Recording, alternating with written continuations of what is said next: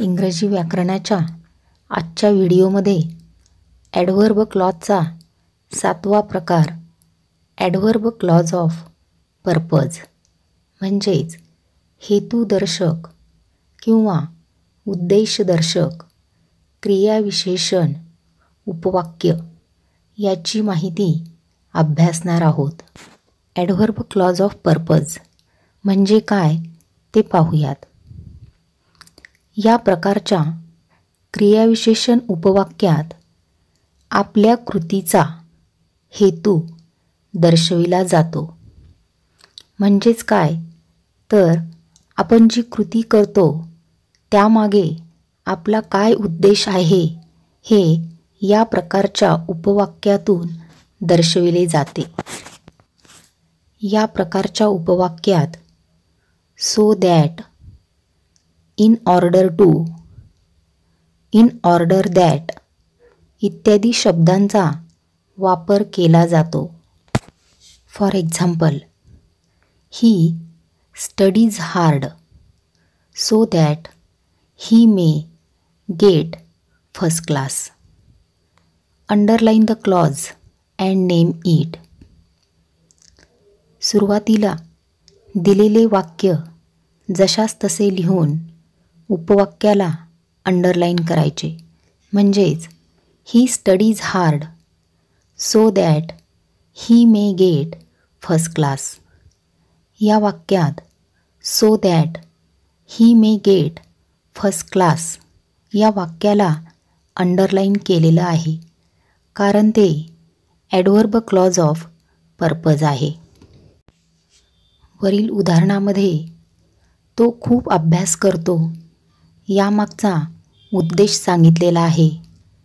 म्हणजेच काय तर फर्स्ट क्लास मिळवण्यासाठी तो खूप अभ्यास करतो. यामुळे हे वाक्य ॲडव्हर्ब क्लॉज ऑफ पर्पज आहे. तसेच वाक्याची सुरुवात सो दॅटने झालेली आहे. ॲडव्हर्ब क्लॉज ऑफ पर्पज यावर परीक्षेत आलेले प्रश्न पाहूयात. परीक्षेत 2 प्रकारे प्रश्न विचारतात. Underline the clause and name it आणि identify the clause. First example is he wants to join the music class in order to learn playing on the tabla. वरील उदाहरणात तो संगीत क्लास जॉईन करू इच्छितो कारण त्याला तबला शिकायचा आहे. म्हणजेच संगीत क्लास शिकण्याची त्याची इच्छा यामागचा उद्देश सांगितलेला आहे.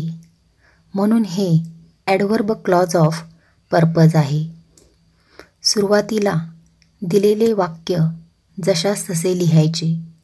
ही wants to join the music class in order to learn playing on tabla.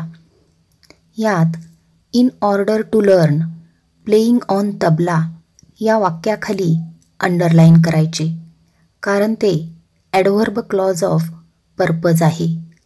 कारण वाक्याची सुरुवात इन ऑर्डर टूने झालेली आहे.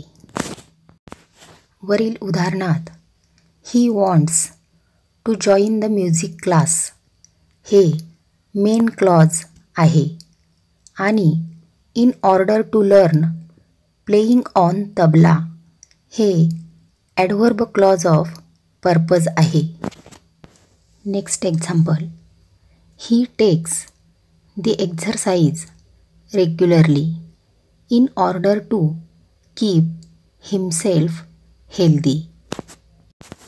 वरील उदाहरणात तो दररोज व्यायाम करतो यामागचा उद्देश सांगितलेला आहे.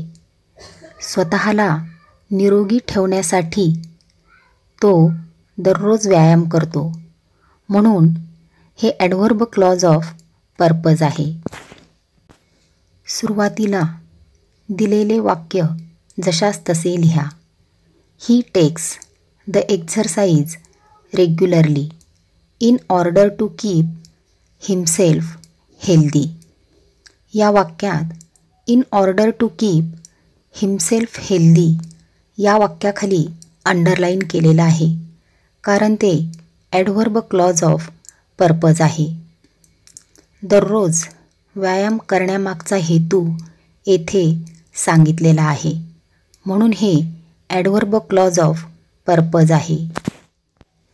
वरील उदाहरणात he takes the exercise regularly हे मेन क्लॉज आहे आणि in order to keep himself healthy हे ॲडव्हर्ब क्लॉज ऑफ पर्पज आहे, कारण वाक्याची सुरुवात इन ऑर्डर टूने झालेली आहे. विद्यार्थी मित्रांनो, ॲडव्हर्ब क्लॉज ऑफ पर्पज ओळखण्यासाठी लक्षात ठेवा. आपल्या कृतीचा हेतू दर्शविलेला असतो. तसेच या प्रकारच्या वाक्यात so that, in order to आणि इन ऑर्डर दॅट इत्यादी शब्दांचा वापर केलेला असतो.